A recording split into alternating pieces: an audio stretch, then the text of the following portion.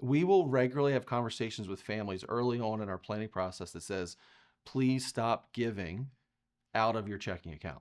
And that pause is intentional because we want to do anything we can do to promote whatever their values are. And so when this charitable, generosity, theme comes up, it's great. How do we do more of it? How do we, help you, encourage you in that direction? But I would say that donor advised funds are some of the most underutilized strategies for a high net worth family because they're tax planning gold. I've had a number of families say, we've stopped going to charitable events because the claws come out from development officers. And so I'm thinking, wow, here's somebody who's highly motivated to give, to solve real world problems. But for some reason, there's this relational or professional dynamic that's pushing back against their preferences. So you say, okay, a donor advised fund can solve that problem.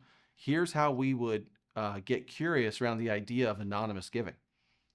You're still accomplishing what you want as a family. Here's the donor advised fund tool that would do that. We have clients who have highly appreciated low basis securities, an employer stock, whatever it would be. And you're saying, hey, stop giving out of your checking account because the better strategy is to actually gift your appreciated securities and reinvest at the current market value with your cash. So there's a whole strategy around kind of those ideas. And then there's other families who are saying, here's a generational view that we have around generosity.